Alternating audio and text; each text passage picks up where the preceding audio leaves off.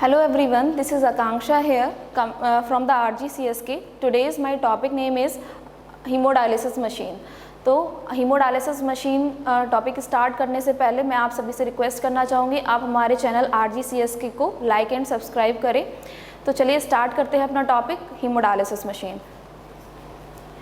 ये haemodialysis machine का model है फर्जीनियस 4008S। कुछ इस तरीके से हीमोडायलिसिस की मशीन दिखती है। Next slide. तो हीमोडायलिसिस मशीन को जानने से पहले हम ये जान लेते हैं कि हीमोडायलिसिस क्या होता है।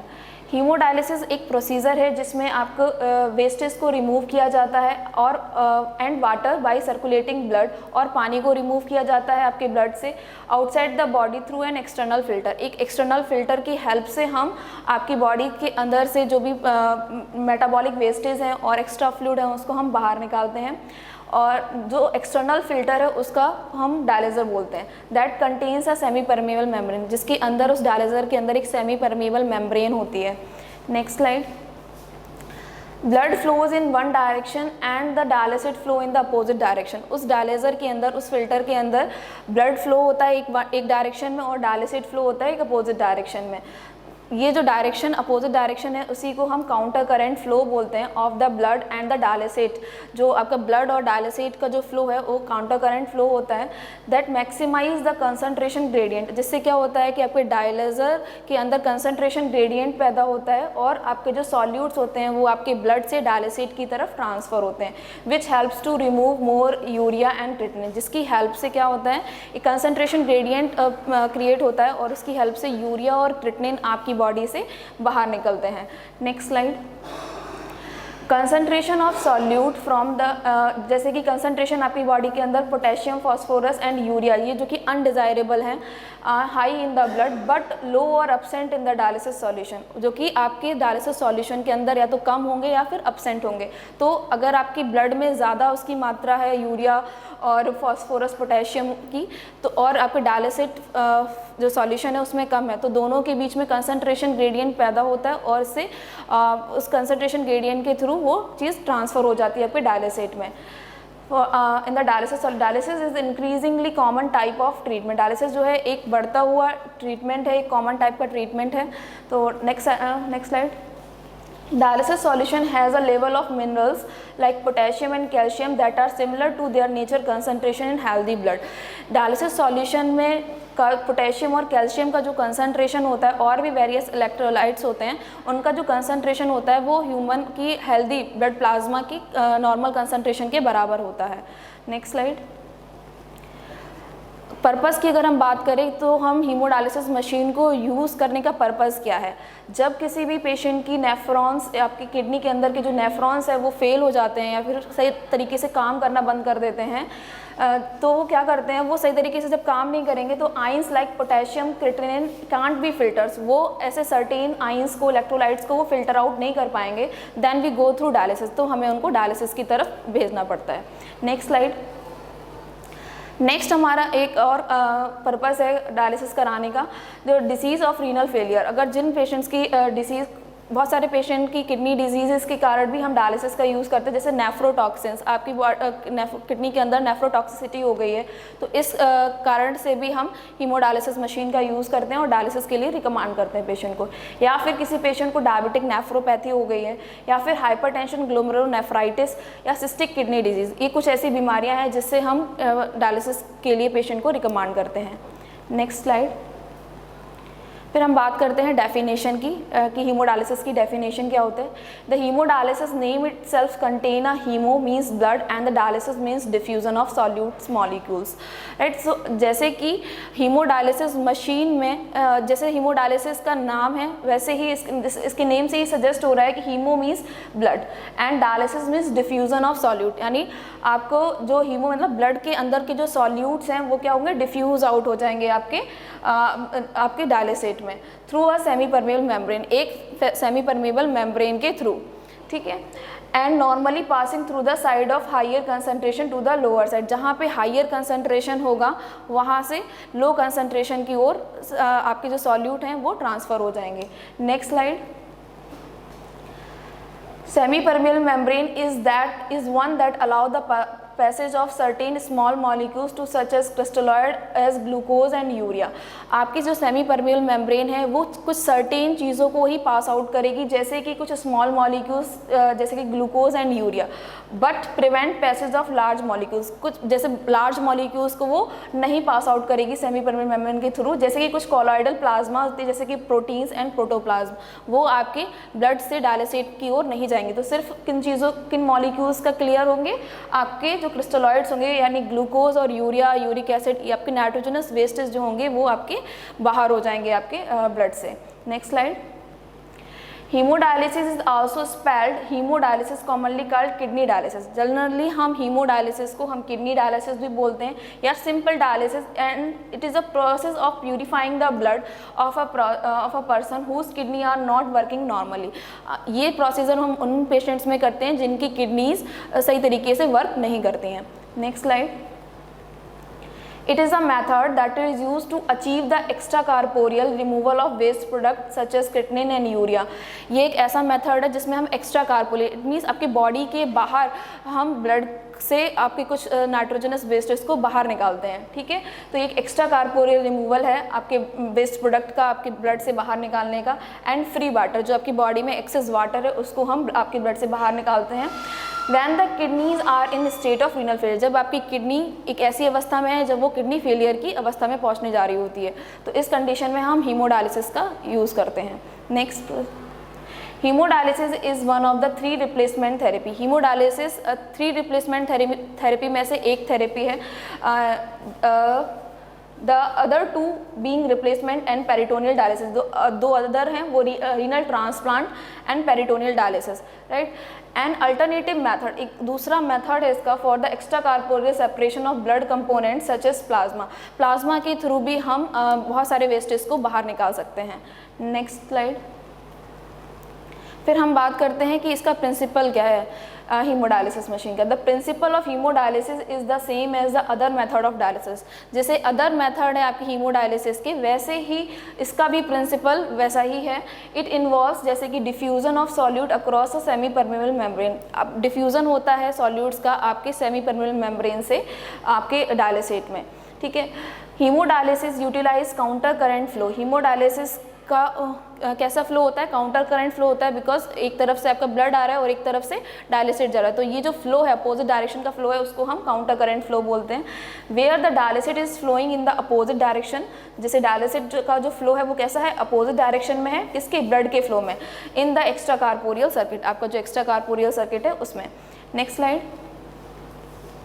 The counter current flow maintain the concentration. ये जो काउंटर करंट फ्लो है ये क्या करता है, कंसंट्रेशन ग्रेडियंट को क्रिएट करता है आपकी कहाँ पर, अक्रॉस द मेम्ब्रेन जो सेमी परमेबल मेम्ब्रेन है वहाँ पे at the maximum and increase the efficiency of dialysis.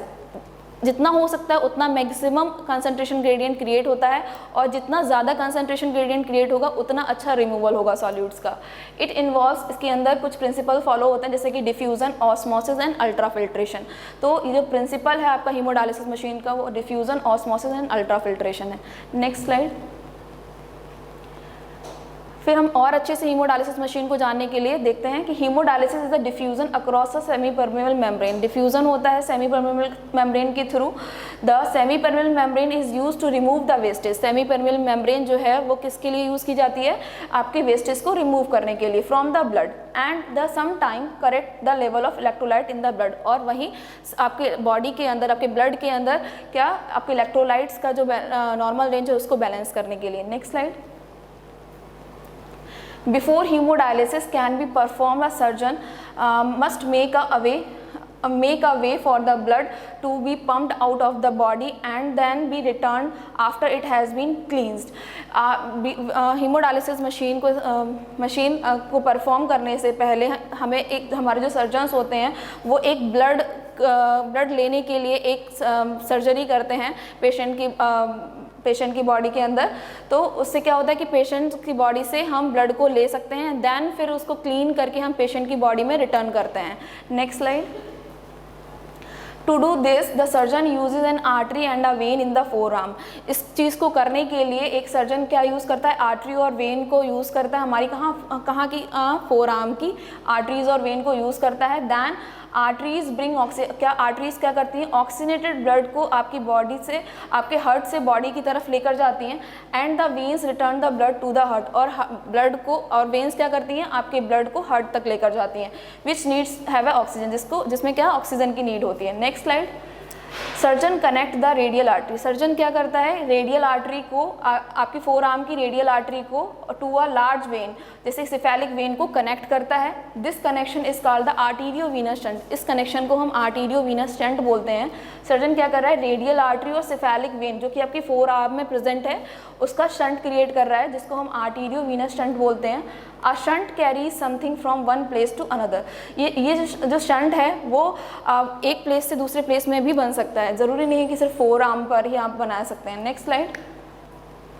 In this case it carries blood from an artery to a vein, इस केस में क्या होता है कि ब्लड क्या होता है, आर्टरी से वेन की तरफ कनेक्ट हो रहा है। It carries blood from an arteries to a vein, अब ब्लड जो है आर्टरी से वेन की तरफ जा रहा है। After this shunt is made the veins in the four arm get big, जब ये शंट एक बार बन जाता है तो जो आपकी वेन्स होती हैं फोर आर्म की वो बिग हो जाती हैं, and eventually form a muscles in the walls like arteries, और वो इवेंचुअली आपकी जो आर्टरीज की वॉल्स होती हैं वैसे ही वेन्स की वॉल हो जाती हैं।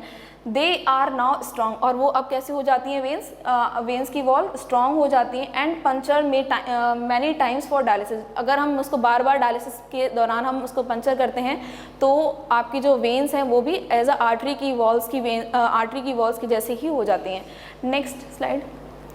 There are two different kind of dialysis use in medicine, दो अलग तरीके की डायलिसिस भी यूज़ की जाती है, जैसे हीमोडायलिसिस और पेरिटोनियल डायलिसिस, ये डायलिसिस के टाइप्स हैं। Next slide. The method for performing dialysis may be different, but the goal of the treatment is the same. हम डायलिसिस को अलग अलग तरीके से कर सकते हैं बट इसका मेन गोल एक ही होता है, to remove the waste product को आपकी बॉडी से बाहर निकालना। These waste are compose mainly of nitrogen, ये जो वेस्टेज होते हैं वो जनरली नाइट्रोजन से बने होते हैं, in the form of urea के फॉर्म में, यूरिक एसिड एंड क्रेटिनिन के फॉर्म में, राइट। तो ये जो वेस्टेज, हमारी डायलिसिस का मेन उद्देश्य, मेन गोल यही है कि आपके बॉडी के अंदर से वेस्ट प्रोडक्ट्स को बाहर निकालना, like urea, uric acid and creatinine को। Next slide. Next types of dialysis की अगर हम बात करें तो बहुत तरीके की डायलिसिस होती हैं, जैसे कि haemodialysis, peritoneal dialysis, haemofiltration, haemodiafiltration and intestinal dialysis. Next slide. अगर हम डायलिसिस मशीन के बारे में अगर हम बात कर रहे हैं तो देखिए कुछ इस तरीके से डायलिसिस मशीन होती है जिसके अंदर से आपको एक मॉनिटर आपको देखने को मिलेगा, जिसे देख सकते हैं आप, एंड ब्लड प्रेशर कफ, ये इधर ब्लड प्रेशर कफ है जहाँ पे आपका किसी पेशेंट का बीपी मेज़र किया जाता है, and extra corporeal blood circuit module, जो आपका extra corporeal blood circuit module है, यानी आपके एक ब्लड सर्किट होता है जिसमें से ब्लड पेशेंट की बॉडी से ब्लड लिया जाता है एंड देन फिल्टर करके फिर पेशेंट की बॉडी में ट्रांसफ़र किया जाता है, तो एक एक्स्ट्रा कार्पोरियल ब्लड सर्किट होता है। कंसंट्रेशन कनेक्टर्स होते हैं जो आपके यहाँ पर ए पार्ट और बी पार्ट लगे होते हैं, ये कनेक्टर्स इसमें कनेक्ट कर दिए जाते हैं, देन फिर डायलिसेट के फॉर्म में वो आपके डायलिज़र के अंदर जाते हैं। ब्रेक होता है, ब्रेक सिस्टम, जिससे कि मशीन आगे पीछे ना हो तो ब्रेक होता है। Shunt interlock the dialyser connecting line, और एक शंट होता है यहाँ पे जहाँ पे डायलिज़र की कनेक्टिंग लाइंस जो हैं वो वहाँ पे जो लगाई जाती हैं। आईवी पोल होता है जहाँ पे आपकी ड्रिप्स वगैरह लगाई जाती हैं, एनएस वगैरह। एंड स्टेटस इंडिकेटर, एक स्टेटस इंडिकेटर होता है जिसमें सिग्नल दिखाई देता है कि कब कौन सी मशीन किस मोड पर चल रही है। तो इस तरीके से कुछ फ्रंट व्यू है आपकी डायलिसिस मशीन का। Next slide. मशीन के पार्ट्स की बात करते हैं तो डायलिसिस मशीन जो होता है इसमें ब्लड पंप एंड ट्यूबिंग उसकी होती है। सिरिंज का यूज़ करते हैं जिसमें हम हेपारिन का यूज़ करते हैं, जिसमें कि पेशेंट की बॉडी से अगर हम ब्लड ले रहे हैं तो वो कहीं बाहर क्लॉट ना हो जाए, इसलिए हम सिरिंज का यूज़ करते हैं हेपारिन के लिए। डायलिज़र का यूज़ करते हैं जिसको हम आर्टिफिशियल किडनी बोलते हैं, जहाँ पर आपका फ़िल्टर होता है ब्लड। अलार्म्स होते हैं, अगर मान लीजिए कोई पेशेंट को दिक्कत हो रही है, फिर कोई टेक्निकल फॉल्ट हो रहा है तो सर्टेन अलार्म्स बजते हैं, उसके थ्रू हम पेशेंट उस मशीन को ऑपरेट करते हैं। प्रेशर मॉनिटर होता है, प्रेशर को मॉनिटर करने के लिए प्रेशर मॉनिटर्स होते हैं डिफरेंट। एयर लीकेज इंडिकेटर होता है, अगर आपके एक्स्ट्रा कार्पोरियल सर्किट में कहीं भी एयर है तो वो एयर लीकेज डिटेक्टर क्या करेगा, एयर लीक को डिटेक्ट करके अलार्म करेगा। डाटा इंटरफेस, एक डाटा इंटरफेस होता है जहाँ पे कितना आपका अल्ट्रा फिल्ट्रेशन ड्यूरेशन गोल लगाया हुआ है, कितना अचीव हुआ है, कितना टाइम है, तो एक डाटा पूरा आपको एक डाटा इंटरफेस देखने को मिलेगा डायलिसिस मशीन में। वॉल्व्स होते हैं, सर्टेन वॉल्व्स होते हैं जिससे बैक फ्लो के लिए प्रिवेंट कर सकते हैं। सेंसर्स लगे होते हैं, जो सेंसर्स होते हैं वो बहुत ही इंपॉर्टेंट होते हैं क्योंकि अलग अगर सेंसर्स काम करना बंद कर जाते हैं तो हो सकता है कि आगे पेशेंट को कोई कॉम्प्लिकेशन हो। Next slide. देखिए sensors are required because sensors बहुत इंपॉर्टेंट है। Sensors are needed to monitor various parameter. Sensors क्या करते हैं, अलग अलग पैरामीटर्स को मॉनिटर करते हैं। Blood pressure at various point in the extra corporeal circuit, blood pressure को मॉनिटर करते हैं आपके एक्स्ट्रा कार्पोरियल सर्किट में। डायलिसिट के प्रेशर को मॉनिटर करते हैं, उसके टेम्परेचर को मॉनिटर करते हैं, ऑक्सीजन के सैचुरेशन को मॉनिटर करते हैं। इट मीन्स ब्लड पंप की स्पीड कितनी है, मोटर की स्पीड को भी वो सेंस करते हैं। डायलेजर की मेम्ब्रेन को भी वो देखते हैं, डायलेजर की मेम्ब्रेन में कितना प्रेशर है वो भी मॉनिटर करते हैं। And air and all the monitor for proper valves, और जो उतना भी एयर होती है उसको भी मॉनिटर करके रखते हैं। तो ये सेंसर्स बहुत ही इंपॉर्टेंट होते हैं मशीन के लिए भी और इवन पेशेंट्स के लिए भी। Next slide. देखिए कुछ इस तरीके से आपको देखने को मिलेगा कि हीमोडायलिसिस मशीन में ऐसे डायलिसिस, मान लीजिए एक पेशेंट है, पेशेंट की बॉडी से यहाँ से ब्लड लिया जा रहा है, फोर आर्म से ब्लड ले रहे हैं, फिर देन आपके ब्लड पंप में जा रहा है, ब्लड पंप से आपके डायलिजर के अंदर जा रहा है, तो वहाँ पे क्या हो रहा है, फिल्टरेशन हो रहा है। जब फिल्टर होगी चीज़ें तो फिर उसके बाद फिल्टर होकर देन फिर पेशेंट की बॉडी में रिटर्न किया जाता है। ये आपका ए पार्ट बी पार्ट है जिससे आपके डायलिसिट का फॉर्मेशन होता है। एक तरफ से पेशेंट का ब्लड आ रहा है, एक तरफ से डायलिसिट है, तो ये काउंटर करंट फ्लो होता है जिससे कि कंसंट्रेशन ग्रेडियंट क्रिएट होता है। जब कंसंट्रेशन ग्रेडियंट क्रिएट होगा तो removal of solute from the blood to the dialysate, right. Next slide please. तो हम प्रोसीजर देख लेते हैं कि किस तरीके से हम हीमोडायलिसिस मशीन के प्रोसीजर होता है। After the dialysis procedure has been done to a patient, एक डायलिसिस पेशेंट का जब प्रोसीजर हो जाता है तो machine should get ready for another new patient. एक मशीन को रेडी किया जाता है एक नए पेशेंट के लिए। We should clean the disposable tubings. हमको क्या करना है, मान लीजिए कोई पेशेंट चला गया है डायलिसिस के बाद, उसकी हमको ट्यूबिंग्स को क्लीन करना रहता है। And filter with the sterilizing fluid, और उसका जो फिल्टर है उसको क्या करते हैं, स्टरलाइजिंग फ्लूइड से फिल्टर आउट करते हैं। And should checked with the type of litmus test, और उसको हम चेक करते हैं लिटमस टेस्ट से कि उसका पीएच देखने के लिए, ठीक है। Next slide. When the patients arrive, जब पेशेंट, मान लीजिए एक पेशेंट चला गया और दूसरा पेशेंट जब आ रहा है तो उस ड्यूरेशन में हम क्या क्या चीज़ों को देखते हैं। तो जब पेशेंट आ रहा है, when the patients arrive, the parameter like weight, blood pressure and temperature are measured। जब कोई पेशेंट आ रहा है डायलिसिस के लिए तो हमको क्या मेजर करना रहेगा, उसका वेट, उसका ब्लड प्रेशर, टेम्परेचर, ये सब कुछ हमको रिकॉर्ड करके रखना होता है।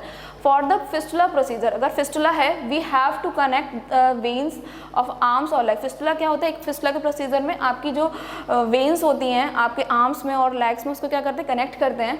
फॉर कैथेटर, अगर हम कैथेटर डाल रहे हैं किसी पेशेंट के अंदर तो एक लार्ज वेन का हम यूज़ करते हैं, लाइक जैसे चेस्ट में, ठीक है। तो चेस्ट में जो वेन होती है हम उसका यूज़ करते हैं कैथेटर के लिए। Next slide. Then the patient is connected to the machine. जब हम पेशेंट को मशीन से कनेक्ट कर देते हैं विद कंप्लीट लूप उसका लगाकर, then the timer and the pump are started. फिर हम उसका पंप और टाइमिंग जो है वो स्टार्ट हो जाता है। हीमोडायलिसिस इज अंडर प्रोसेस, और हीमोडायलिसिस का प्रोसेस जो है इसी के अंडर चलता है। Next slide. Periodically for every half an hour, हर एक जनरली 4 घंटे की डायलिसिस होती है, तो हर आधे घंटे में आपको क्या करना है, the blood pressure is taken, आपको बीपी मेजर करना रहता है। Low blood pressure causes cramping, अगर आपके किसी पेशेंट में ब्लड प्रेशर कम है तो क्रैम्पिंग हो सकता है, नोजिया हो सकता है, शेक्स होगा, डिजीनेस, लाइट हेडेडनेस, चक्कर आ सकता है, एंड अनकॉन्शियसनेस भी हो सकता है। यानी आपको हर आधे घंटे में क्या करना है, पेशेंट का ब्लड प्रेशर चेक करना है जिससे कि उसको ये कॉम्प्लिकेशंस ना हो। The amount of fluid to be removed, जो अमाउंट है फ्लूइड का रिमूव किया जाता है, is set the dialysis nurses according to the patients estimated dry weight. जो हमको फ्लूइड निकालना है वो हम एस्टिमेट करते हैं उसके ड्राई वेट से, उसका ड्राई वेट कितना है और उसका जो अभी जो पेशेंट आया उसका रिसेंट वेट कितना, उसको माइनस करके हम उसका यूएफ लगाते हैं पेशेंट का, right. Next slide. At the end of the procedure, जब प्रोसीजर एंड होता है, the patient is disconnected, patient को क्या करते हैं, मशीन से डिस्कनेक्ट कर दिया जाता है from the plumbing needle wound and the bandages with the gauze, और जो उसकी फिस्टुला निडल में जो हमने निडल लगाई कर रखी होती है उसको हम निकालते हैं और उसको हम बैंडेज के थ्रू होल्ड करके रखते हैं विद द गॉज की हेल्प से, held for up for an hour, एक आधे घंटे के लिए, and direct pressure to stop bleeding, और उसको डायरेक्ट प्रेशर देते हैं जिससे कि उसकी ब्लीडिंग जो है वो स्टॉप हो सके, and then taped in place, और उस जगह पे हम टेप लगा देते हैं। Next slide. Temperature, standing and sitting, temperature लेंगे, standing and sitting blood pressure लेंगे। जब हम पेशेंट को डिस्कनेक्ट कर देते हैं डायलिसिस मशीन से, देन फिर बैंडेजेस बांधकर उसको जब घर के लिए भेजते हैं, तो उस टाइम पर हमें क्या क्या चीज़ें मॉनिटर करनी रहती है, temperature, standing and sitting blood pressure, बैठकर और खड़े होकर दोनों ही ब्लड प्रेशर आपको लेने होते हैं, and weight are all measured again, फिर दोबारा से आपको इन सबको मीज़र करना रहता है। टेम्परेचर चेंजेस में इंडिकेट इन्फेक्शन, अगर टेम्परेचर चेंज हो रहा है तो ये इंडिकेट करेगा कि कहीं पेशेंट को इन्फेक्शन तो नहीं है। And BP weighing is to confirm the removal of desired amount of fluid, अगर आप वेट करेंगे तो जो अमाउंट आपने डायलिसिस मशीन में लगाया है अगर वो उतना डिक्रीज हो रहा है तो आपको पता चल जाएगा कि हाँ जो आपने डिजायर्ड अमाउंट लगाया था वो वाकई निकला हुआ है पेशेंट की बॉडी से। तो next slide. Care staff verifies the patient is in condition suitable for living, जो वहाँ पे टेक्नीशियंस होंगे या जो केयर गिवर्स होंगे उस डायलिसिस पेशेंट के लिए, वो एक वेरीफाई करेंगे कि पेशेंट जो है वो वहाँ से जाने के लिए रेडी है कि नहीं है। The patient must be able to stand, patient को क्या करना चाहिए, खुद अपने आप खड़ा होना चाहिए, and to maintain a reasonable blood pressure, और उसका ब्लड प्रेशर मेंटेन होना चाहिए उस टाइम पर, एंड बी कोहेरेंट, ये सब चीज़ें एक साथ होनी चाहिए, ठीक है। स्टैंड खड़ा होकर वो उसका ब्लड प्रेशर सही होना चाहिए और वो घर जाने की स्थिति में होना चाहिए, तभी हम पेशेंट को वहाँ से डायलिसिस यूनिट से बाहर भेजते हैं। Next slide. हम अब देखते हैं कि जब हीमोडायलिसिस का जो प्रोसीजर होता है उसमें भी काफ़ी रिस्क होते हैं, तो उन रिस्क को देख लेते हैं कि क्या रिस्क होते हैं। Anaemia, anaemia is the one of the major risk of the dialysis patients due to the procedure associated with blood losses, क्योंकि कहीं ना कहीं डायलिसिस के प्रोसीजर में ब्लड लॉस होता है, and mild effect on oxygen transporting function, जो आपको ऑक्सीजन ट्रांसपोर्ट सिस्टम पे भी इफेक्ट पड़ता है। हिमेटोक्रेट लेवल भी क्या हो जाता है, डिक्रीज हो जाता है, लो इन ESRD patient, and stage renal disease वाले जो पेशेंट्स होते हैं उसमें हिमेटोक्रेट का लेवल जो है वो डिक्रीज हो जाता है, और इस कारण से एनीमिक होते हैं डायलिसिस के patient. This deficiency is caused by a lack of the hormone erythropoietin, और इसका कारण एक और है क्योंकि इसमें इराइथ्रोपोइटिन नाम का हार्मोन जो कि आपकी किडनी से सिक्रीट होता है, तो उसकी डिफिशियंसी हो जाने की वजह से भी पेशेंट को एनीमिया की शिकायत होती है। Next slide. कुछ और रिस्क हैं जैसे कि क्रैम्प्स, नोजिया, वॉमिटिंग, हेडेक्स, ये सारे रिस्क आपको देखने को मिलते हैं ड्यूरिंग डायलिसिस। अगर आप ज़्यादा UF लगा देंगे, ज़्यादा अल्ट्रा फिल्ट्रेशन लगा देंगे पेशेंट की बॉडी में, तो आपको कुछ इस तरीके से सिम्टम्स देखने को मिलेंगे, कॉम्प्लिकेशंस देखने को मिलेंगे। Some patient experience cramp and flu like symptoms, कुछ पेशेंट्स को क्रैम्प्स और फ्लू लाइक सिम्टम्स देखने को मिलते हैं during the treatment. These can be caused by a number of factors, इसका कारण एक नहीं बहुत सारे हो सकते हैं, इंक्लूडिंग अ टाइप ऑफ डायलिसिट, किस तरीके का आपका डायलिसिट है इस पे भी डिपेंड करता है, एंड कंपोजिशन कि उसका डायलिसिट का कंपोजिशन कैसा है, एंड डायलिसर की मेम्ब्रेन कैसी है, वाटर की क्वालिटी कैसी है आपकी डायलिसिस यूनिट में, and the ultra filtration rate क्या है आपकी ट्रीटमेंट में। तो ये सारे फैक्टर्स हैं जिसके चलते आपके पेशेंट्स को कोई ना कोई दिक्कत यानी क्रैम्प्स, नोजिया, वॉमिटिंग हो सकता है, ठीक है। Next slide. नेक्स्ट रिस्क है आपका हाइपोटेंशन, बिकॉज आपके डायलिसिस का जो पेशेंट है उसका ब्लड जो है वो बाहर निकाला जाता है पेशेंट की बॉडी के बाहर, तो हाइपोटेंशन होने के भी रिस्क रहते हैं। Because of the stress placed on the cardiovascular system, आपके कार्डियोवैस्कुलर सिस्टम पे एक स्ट्रेस क्रिएट होता है with the regular haemodialysis patient, जो एक रेगुलर हीमोडायलिसिस का पेशेंट होता है, patients are at risk of hypotension, और वो पेशेंट्स क्या होते हैं, रिस्क पर होते हैं हाइपोटेंशन के। A sudden drop in the blood pressure, अचानक से ब्लड प्रेशर ड्रॉप हो सकता है। This can often be controlled by medication, ये जनरली हम किससे कंट्रोल करते हैं, मेडिकेशन से। And adjustment of patient dialysis prescription, और पेशेंट की डायलिसिस की प्रिस्क्रिप्शन से भी हम इसको एडजस्ट कर सकते हैं यानी मेंटेन कर सकते हैं। Next slide.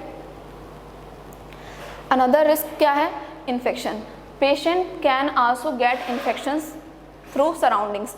पेशेंट्स को, क्योंकि पेशेंट्स जो हैं वो इम्यूनोलॉजिकली वीक हैं, इस वजह से क्या होता है, पेशेंट को, जनरली डायलिसिस पेशेंट को इन्फेक्शन होने के चांसेस इंक्रीज हो जाते हैं।